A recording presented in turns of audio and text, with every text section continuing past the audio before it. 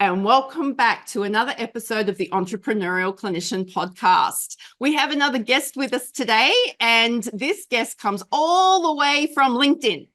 So my guest today is Dr. John Cummins, who I've known across my career, but this is, kind of the first time we've really spent some time together to learn who we are, what we do, and our commitment to helping high-performing health professionals stay the course.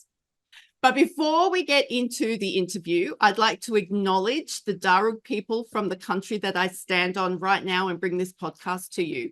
I welcome and thank the people of Aboriginal and Torres Strait Islanders who have done all this incredible work. That is appalling. Cut that out, Jen. I'll start again. Sounded good. Yeah, I could just see the great big train in my head. All right.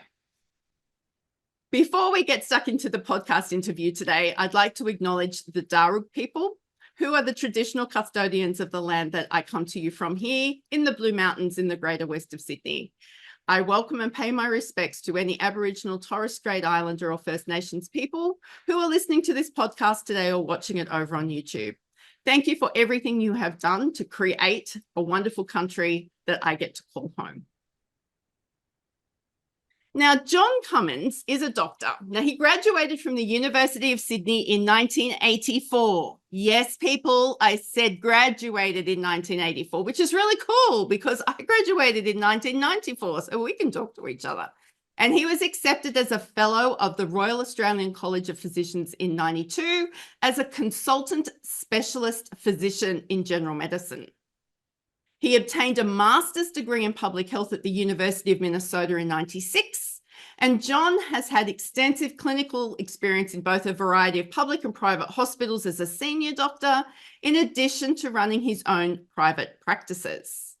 Now, in addition to being the Director of Executive Medicine, John is also the Chief Medical Officer for a number of life insurance companies, which is kind of how we got connected, and is the Treasurer of the Australian Life and Underwriting Claims Association Subcommittee of Medicine.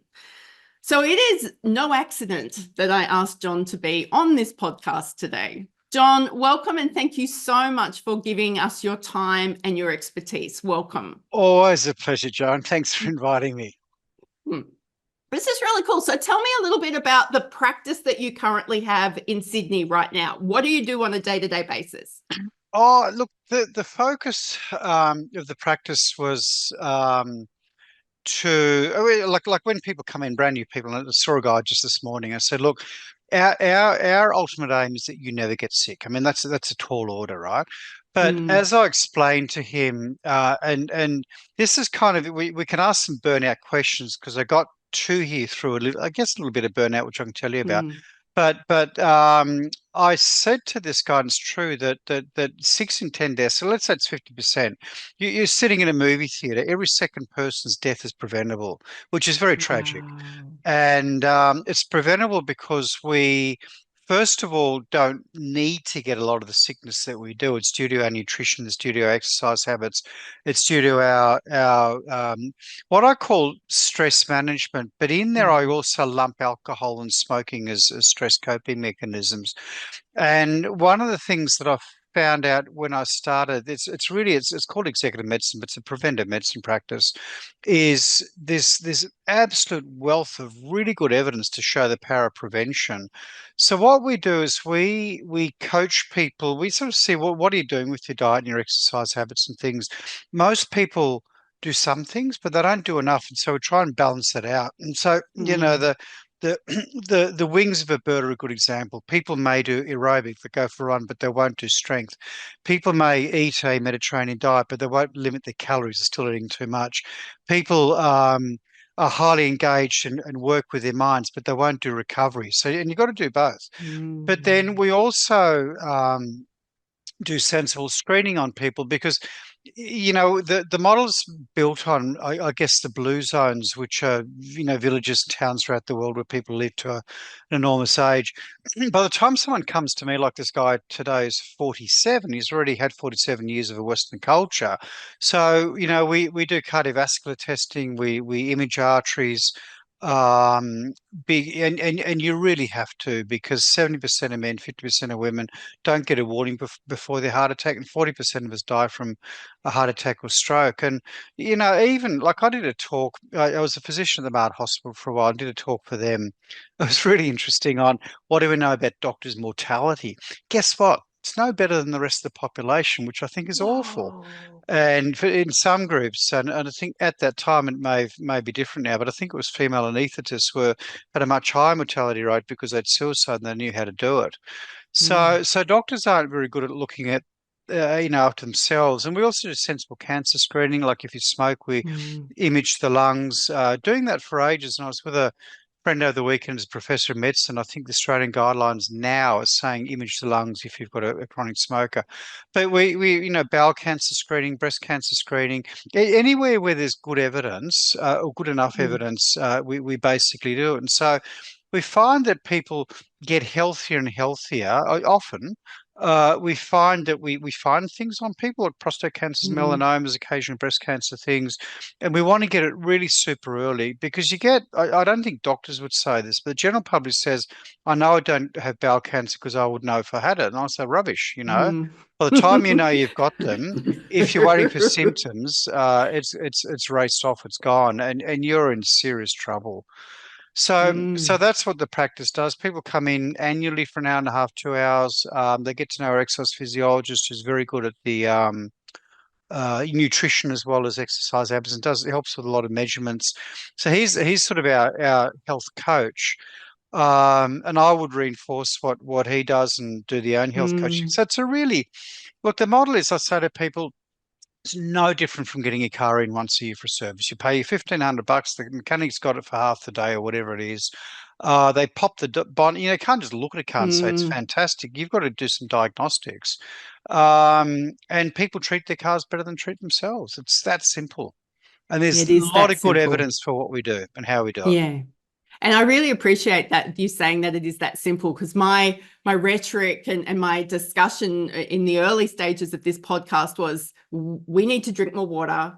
We need to, as health professionals who were stuck behind screens for 2 years, we Yeah, need to move our bodies more, and yeah, we actually need to watch our diet, and we yeah, need to sleep, and we need to sleep better. yeah, And yeah, with all this biohacking that's around in the world, yeah, we just got to get those four things right before we start yeah. thinking of anything Yeah, else. yeah. Yeah. You can't, you Yeah. can't, you can't hack good health. People try it all the Mm, time. They microdose with the Ozempic and stuff. You can't hack it. You have to do the basics, and then if you want to try and hack it, A, good luck, but B, make sure you do it on a good foundation of lifestyle. Because that's mm, what I mean. You look at this cluster of people. I mean, there's Sardinians and Okinawans and Costa Rica and Loma Linda, California. These people live a long time. It's not genetic because if you move them to another culture within their lifestyle, they've got the Western diseases within their lifestyle, and wow. and it's not that everyone lives to 120, but a lot of them do. Mm, Probably 6 times the rate of anywhere else in the world. And if you look at their blood work, it's like they're 20 years younger. And the reason I'm saying this is they get it from eating unprocessed food, lots of incidental physical activity. And they're mm, not that stressed, and which is what we're going to talk yeah, about in this absolutely. podcast. Yeah. So Yeah, that's yeah, mm, you mm. don't have to It's hack it. Yeah. we don't have to hack it. We've actually got the foundations there, and they've been there since, Joe was a little girl and John was a little boy, and we're trying to get smart with medications and wearables. And I'm like, can we just get these basics down? Like Yeah. I'd Exactly. really like to see health professionals drink more water. And you know what? One of the reasons is they don't do it is because they're so back to back to back to back with Yeah. clients. They don't have time for a bathroom Yeah. break. Yeah. Yeah. So that Yeah. that starts to tell us that there's a problem with the way we're working, Yeah. right? Yeah. Exactly. Yeah. Yeah. Yeah. Yeah. So let's just we want to bring this conversation back to stressors and burnout. So I'm going to ask you the same thing I've asked most people who've been on this podcast for this season. Have you experienced a time when work was overwhelming, or you felt burnt out, or have you got a story that you can share with us about that? Look, it was a good question because I'd remembered some stories I hadn't thought of for a while. So there've been a few periods in my life where where I've had to make changes. So, and I actually just remembered this morning, Joe.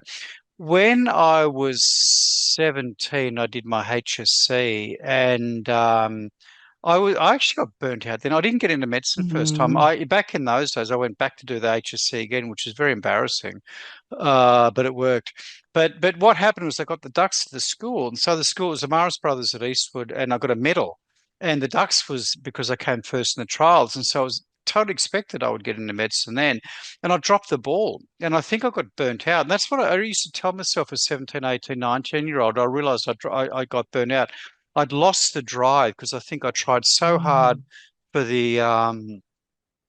for the trials. And in those days, I think the trials were 50% of your mark or something. yeah. So that was probably the first part, the first episode. And that was got through. That was a kid, and whatever. I recognized what was going on afterwards. The second time was I don't know if you'd call it burnout, but I had a significant problem with my boss. I was in Minneapolis, and it the reason I talk about it is because the most stressed I ever see my clients, my patients, are in interpersonal relationships at work. It's actually not through divorce and illness. It's Yeah. I think it's because people feel trapped. Anyway, my boss calls me and he Mm. says, John, he's an American. He says, John, he said, there's been a complaint about you. And I said, oh, what was the complaint? And he said, well, I'm not going to tell you. I can't tell you. I said, oh, I said, who made it? He says, well, I'm not going to tell you. I can't tell you.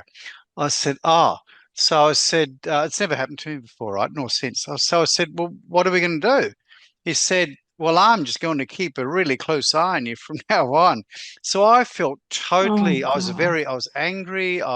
Felt trapped. I was really angry. But I tell you what saved my bacon was I was thinking of going back to Australia. I was halfway through the fellowship.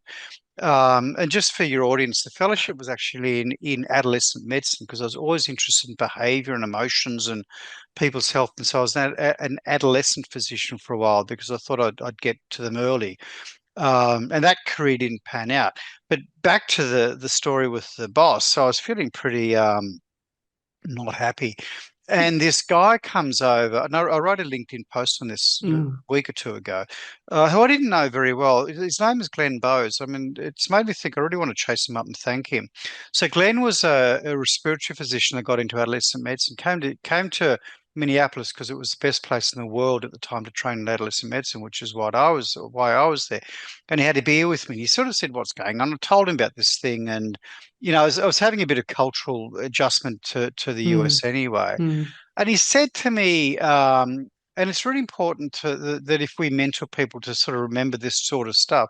He said, John, he said, look, I heard the story and he knew this guy. He's coming here to visit him. And he said, you've got to remember that you're an Australian physician, you're an FRACP. He said, you're one of the most mm, highly trained people in the world. And he said that when you compare your level of expertise or training with the Americans, he said you're far superior.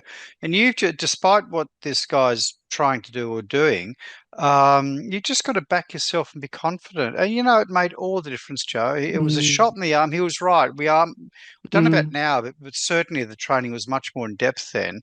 And it just gave me that boost of confidence to keep going and ignore. Nothing, I don't know what happened with this guy. Nothing happened. He was just very not a good manager, obviously, very passive aggressive. Um, but that really helped me stay the course. Now, there were two other times, and I'd forgotten this one until this morning. It's kind of burnout. When I got to about age 40, mhm, um, the I was working in hospitals. I had a practice at the Mater Hospital as a hospitalist, and there was diabetics and things. And I was just getting quite disillusioned with my lot because I felt that I was, by default becoming like a pill pusher because a lot of medicine's based on mm, interventions, and they work. And I do pills now, but I just wasn't feeling soulfully satisfied. So, and it's funny, we actually have our medical school 40-year reunion coming up in 2 Saturdays. So it's funny you talk about 1984 because I only knew about this 3 days ago. and one or two of the guys, there's one guy that I can think of at the moment, got out of medicine and Yeah. into business. And so I was interested in business. So I spoke to some doctors that had done MBAs and got out of medicine. And one of them's come back in because there's an endocrinologist that does sort of lifestyle stuff. And I didn't do that because I had three kids, I had a mortgage, I was kind of handcuffed to the Yeah. financials. And then I just I think if you put things out there, this practice I fell across because there was a Dr. Adrian Burton that had the practice, and a patient told me, and I met Adrian, who's a GP, and 2 years later, he wasn't ready to retire, but he was. But I was very inspired because I thought, aha, you can do this style of work. You just got to find, because it's very intensive, you Mm-hmm. have to naturally charge a lot to make it worth your time as well. And if you get the right client group who are interested, then it does work. And that's what got me into this practice. It's actually Mm. 20 years ago this year, and it's been Wow. really successful since then. And so then the final one, as I think about my life with Mm. work, is I had a really good position at the Mater Hospital in Crows Nest in Sydney, and it's a really good hospital. I almost said a swear word. It's a really good soft one, a really good hospital. But I was back on call. It was a private hospital, and so it's a 24/7 call. Mm. I try to get other physicians in to join the practice. I did swap some of the weekend on call with another physician. There's very, very few general physicians, Mm. Mm. Um, and I'm sort of mid 40s. I'm thinking, oh Jesus, do I want to do this for another 20 years? Mm.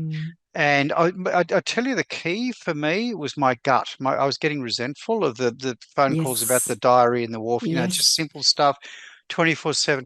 So my gut was telling me I was getting irritable and resentful. And so therefore, and when I or projected myself 20 years in the future, thinking, oh, I just don't want to do this with my life.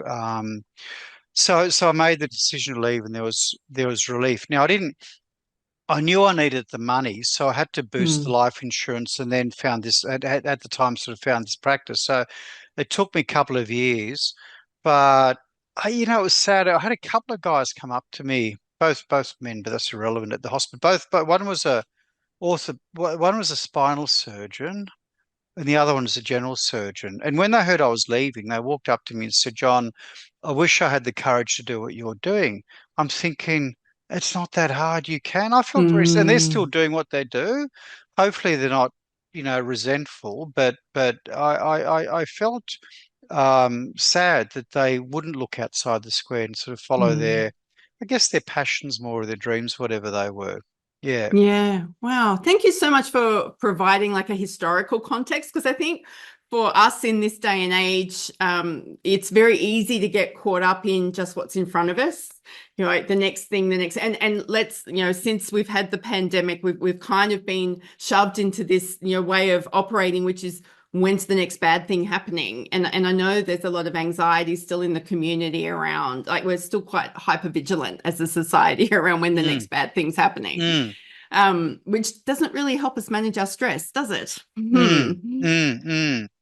So there's three things I wanted to come back to there. Well, one of the things that you said in the beginning was, and you talked about your experience in Minneapolis, is a lot of the people who are coming to you as patients. So you're working with high performing people, like you've got a Generally, practice yeah. called executive medicine, right? These are people who have finally worked out they need to take their health seriously, right? Mm, mm. Who probably know the rhetoric, but have never found the time.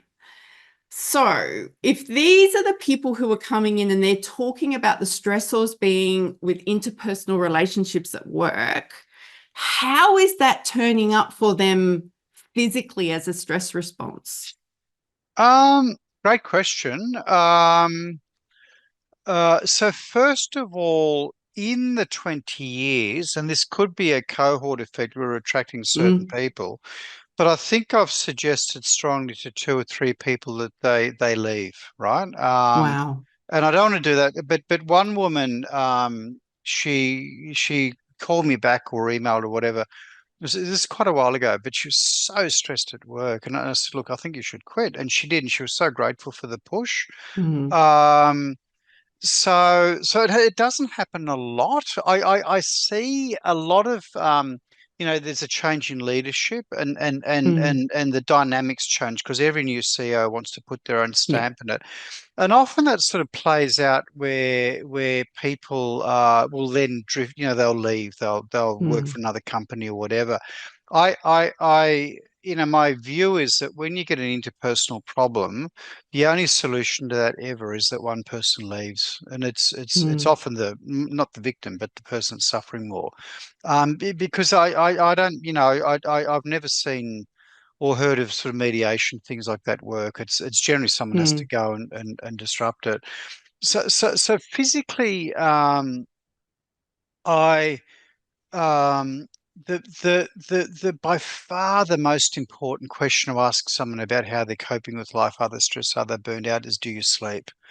Because if mm. someone can fall asleep and stay asleep, they're coping with life. And I'll say that's it's Wow. always the same thing, right? It's yes, you ask them about booze and Hmm. we don't get many smokers, but it'll manifest physically with sleep. So people, and often it's not that. Often people can fall asleep, but then they wake up.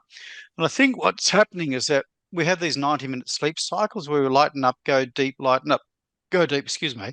Um, and I think what's happening is when you lighten up because you're going through that Mm, cycle, your conscious mind clicks in, and then you start the worrying and the and it's a huge torment for some people. mm, So it manifests physically with sleep. I don't see it manifesting much with blood pressure or increased heart rate. Um, when people, a great tool is the heart rate variability. And we were looking at it because there's no, people say, look, I want to measure my stress. Well, you can't really. Blood cortisols don't do it very well. Salivary mm, cortisols don't do it very well. There's lots of evidence that stress gives you central adiposity, like big tummies, mm, but so does overeating and over drinking. Um, but the heart rate variability literature is robust. We were doing it. We had a 5-minute thing before the variables about 10 years ago. It was all a bit too hard, and so we gave it up. But the Apples, the Garmin's, mm, the Samsungs, I'm sure. So the heart rate variability is actually quite good at telling you when you should recover. So it will tell you if you're under strain, and that can be physical or lifestyle strain. So that's one thing that I would point to. But generally, physically, it's sleep. It could be weight gain because people say, "Look, I'm a stress eater, so I've just been eating mm, more because of this or mm, that." People don't tend to take up cigarettes later in life. Some have taken up vaping, funnily enough, um, but we don't get a lot of smokers here. Be less than mm, 1%.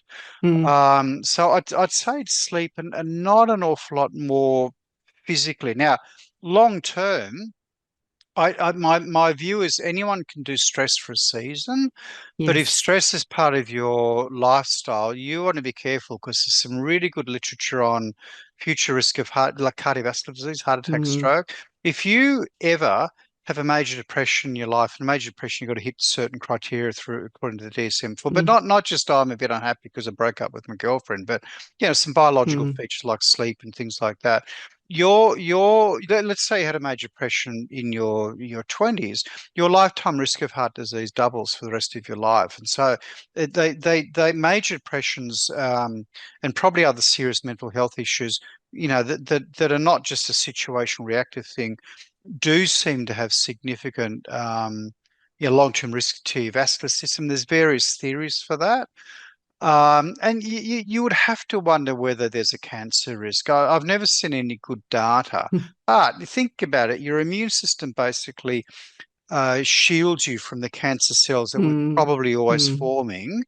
And, when your immune system gets whacked with being stressed, it's probably a good opportunity for those little cancer cells to start, propagating and surviving and clustering and growing mm, into a tumor. Not everyone, but and the other thing is, I just a side issue that's important. Um, Work is always inherently stressful no matter whether you work for yourself or work for other people, Mm, I for sure, you do not want to be bouncing from stressful work and stress at home, because where's your yes. respite? Your home should be your refuge. And I worry about people whose relationships at home are under strain, and they're in a workplace stress. Mm. Um, so that's just something for everyone to be mindful of as well, I think.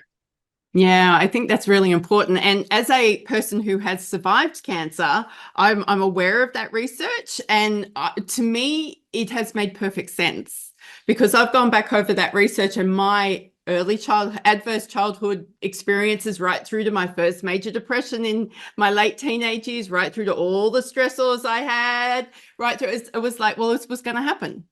So, I Yeah, mean, that's yeah, anecdotal. That's me. I'm not suggesting that's for yeah, everybody. I'm not blaming myself. yeah, yeah, yeah. But to me, it just made sense. It was actually really helpful in my recovery. Mm. Because this whole fatalistic, we don't know where it's coming from and we can't prevent it, that freaked me out. I need a bit more control than that in my life. So I appreciate you putting that together. And again, I find it really interesting that the number one, well, one of the things that you're looking for when you've got somebody who's coming into your rooms that you possibly haven't met before, and you're looking on, they're pressured in their speech and they're trying to get through things really fast, and it's like they're trying to prove to you stuff, and your question is going to be, so tell me about your sleep. It's not, tell me about all your relationships. Tell me about your sleep. Great indicator. And I think it's interesting because allied health professionals, we don't realize the impact of poor sleep on ourselves. We'll notice it in everyone else, yet we'll just joke about it with ourselves. We'll just talk about, the 3 a.m. wake up call or whatever, something that's going on. So the next thing I wanted to come back to was this sense of resentment that you had, particularly going back to Minneapolis, because people don't realize that the burnout comes with some really quite uncomfortable emotions, and resentment is one of them. And for me, it is the biggest indicator that something's wrong and something needs to be fixed. Can you just share a little bit about what that sense of resentment was like for you? Was it a feeling in your stomach? Was it ruminating thoughts? Was it, I'm going to hurt someone? I mean, you're safe to say that here because we know you're Yeah. not going to. Yeah. Yeah. It was actually more somatic, like a feeling Mm, in my tummy yeah. that I just knew I wasn't right.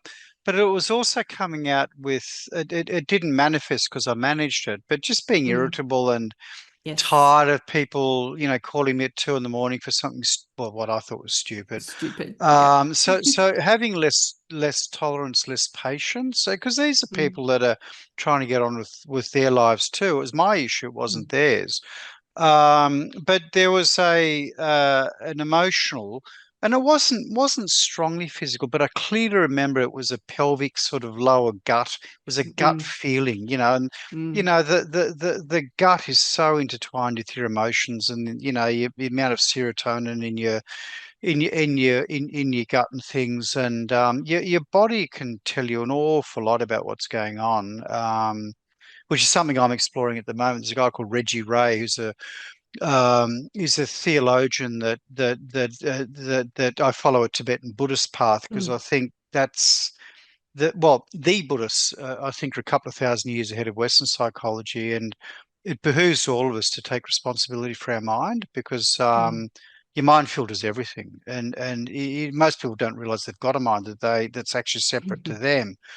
So Reggie Race is he does a lot on somatic, descent and tapping into your body and listening to your body, and I'm mm, I'm starting that sort of mm, journey more so than the cognitive pure mm, meditation. So yes, it had a gut sort of pelvic feel to it. But yeah, mm, like I don't. I mean, I don't. It's interesting. I was telling some guy the other day. I had a major depression in my very early 20s, and was put on antidepressants. Didn't want it because I was just a kid. I tell you what I remember. The GP, and I mm, wish I could see him again. He impacted on me because he cared. I think I saw him twice. I saw him late one evening. He said, "John, I want to get you back tomorrow morning because it's the back end of the day and just want to listen to you a bit more carefully and devote a bit more time to you. And anyway, he Oh, wow. convinced me. Yeah, no, it was great. And I don't think I may Wow. have seen him once more, but that reaching out of caring for me was really important. And I don't think as managers, we or as health Mm, professionals, we realize how important that human connection is with mm, healing. mm, And what I'm trying to say is I stayed on the amitriptyline for 9 months. I was one of those lucky people where 3 weeks into it, I woke up and thought, bloody hell, I feel normal. I'd forgotten what normal felt like. yeah. Came off it after 9 months and haven't had an episode since. And I think I've worked on my mental toughness as well. I would hope, but I haven't really had a lot of the burnout stuff in my life. If I Mm, think about it, they're all, not. Yeah, some people go through awful stuff with pathological mm, bosses and things. And mm, my advice to them usually is get out. What's only happened mm. twice, but you don't want to, stay in such. Life's too short. It's not worth it No, to be in an awful situation for a long to period of be, yeah, time. especially something that is a little bit preventable. And I think as health professionals, this is not on your questions sheet, so I'm prepared for you to take a moment. But I think as health professionals, I mean, you obviously had a passion to get into medicine. You went back and did the HSC twice. Nobody wants to do that, but you did that. And we had this heart to serve. Like, we didn't go into marketing or business or banking. It was about, I want to help people. I want to help people. And I think because burnout and workplace stress, or the stress that we have from the way we do our work, is so gradual. Like, I often talk about putting a frog in cold water and then gently turning up the heat. And we find ourselves in hospital situations, because I worked in hospitals as well, hospital situations where, you wake up one day and you go, how the hell did I get here? Like you taking the 2 a.m. call about trying to stop diarrhea. But the questions people were asking me when I started to trip in resentment was, why do I need to answer that freaking question? Why, out of all the people in this 5,000 people hospital, I am the one you're coming to for that question? I think it's quite remarkable that we find ourselves in these systems or these institutional ways of thinking. And you're right, we do feel trapped. And you put your hands up and you talked about some colleagues that you felt trapped with. And it's really hard to see the trap when you're in it, right? Like, sometimes we need perspective. I think yeah, I think some people do because then you think what your situation is normal, and until Mm, someone points out to you, maybe it's not. Like, I see mm, people that work an 80-hour week, and I say, mm, man, I say the cutoff for me for getting worried about people is usually about 60 hours a week, and the reason being that if you work more than 60 hours a week, you physically lose time for self-care. By which mm, I mean exercise, by which I mean, having time for the significant relationships in your life, which are real stress busters if you've got good relationships. But they say, well, look, I am normal. I said, no, you think you're normal because you surround yourself with people that are also working an 80-hour week. But I can tell you categorically, we see 800 to 1,000 people a year here, done it for 20 years. The Sydney professional, the high flyers mm, work a 50-hour week, 55 max. I remember seeing one of the he's retired now, but CBA bosses, and I was so impressed with him because he worked about a 45-hour week. He was a very successful CBA boss too. And I asked him about that. I said, how do you handle stress? And he said his answer was, I only met him once or twice. He went back to New Zealand. That I think he came up through a marketing route, and he told the story that when he was 35, he had a business mentor. So we don't get this in medicine, right? Because a lot of your audience are mm. medical, but in business, they often will provide formal leadership training and development, which I think Yes. is a really good idea. Anyway, he was told by this mentor that if you're going to succeed in business, you have to get good at stress management. So he learned to manage stress. But the answer that he gave to me is how does he manage his stress now, and how does he not work so hard, as hard, Mm, is that he says he's got a lot of levers to pull. And so what I mean by that is he's got a team that he can orchestrate and mm, delegate things, and he doesn't he's learnt that he doesn't have to do every single thing himself. And I don't know about other doctors, but mm. certainly, like, I'm 64 now, and I'm just starting to learn better how to delegate and how to shortcut Mm. things and not feel guilty that I'm giving something to my Yes. PA to do, whereas I should be Yes. able to do this myself. But it's just the workload then becomes, super onerous. I mean, I've put, like, COVID sideswiped me in this practice, but I'm sort of back to where I'm working a four of like a 3 to 4 day clinical week, usually four, because five is just too much, Joe. And I do the life Mm, insurance as well. And I can see I'm a type A personality, but as I get a bit older, my energy level sags a little mm, bit, and also my desire to do it mm. sags a bit. It's not that I love helping people, but I don't want to run a practice. But I have to adjust my I got to monitor myself and then make adjustments as I go to reduce my own load, because I want a lot more out of life than just medicine. Yeah, nice. And I think that we taking responsibility for our own self-awareness is becoming, I think that that is almost a literacy that we're going to need into the future. And I think it's going to apply to everyone, but we're talking to health professionals or clinicians or medical people here today. If we assume that our bosses or our organizations are always going to act in our best interest, we're going to get disappointed. Mm. And if we can then put ourselves in a position where we can become self-aware and know when things aren't working for us, then we're not waiting for someone else to come and rescue us. We can actually be on the front foot. So we're not turning up to John's clinic with hardened arteries going, well, I did have a major depression and I'm still drinking and smoking and not exercising. And John's going, awesome. Let's get you some more imaging, which I know is not, I'm not trying to be trite there. So, Can I just two things. The stresses that you go through as an employee, even let's say it's even the mm, hospital system, are very different to the stresses of being a business owner.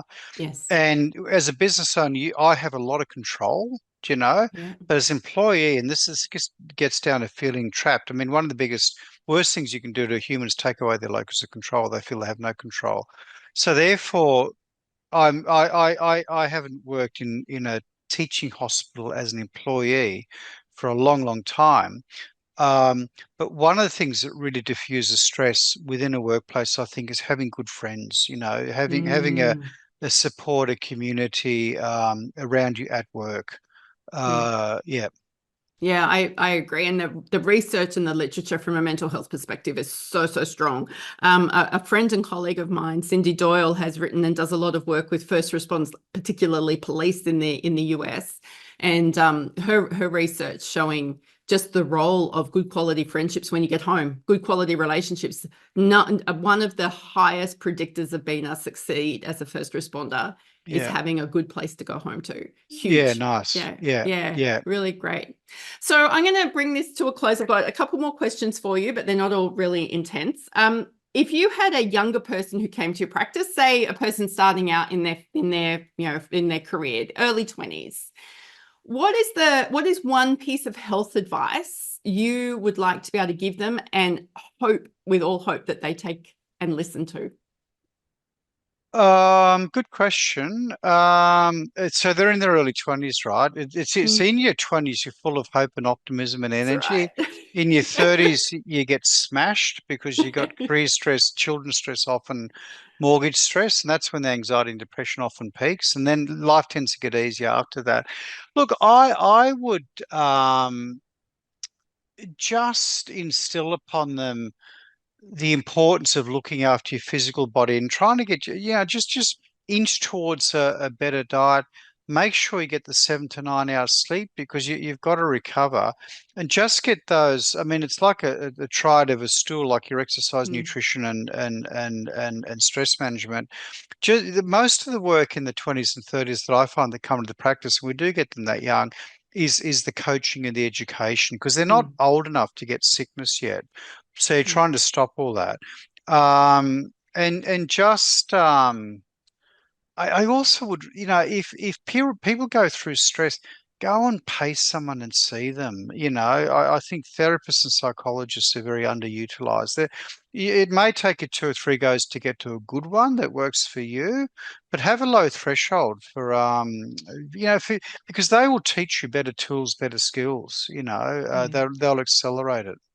Yeah, wonderful. What a great way to finish this interview today.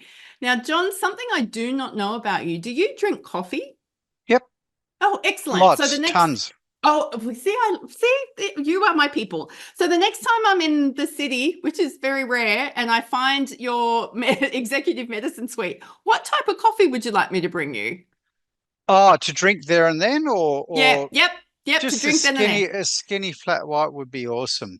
Skinny flat white, But I yeah, can definitely let do. me know ahead of time, because I'd hate for you to come here and I'm stuck with someone and Oh yeah, I would definitely let you know ahead of time. Yeah, because for me to get into the city, I feel like a tourist now. It's like, woohoo, I'm going to the big smoke.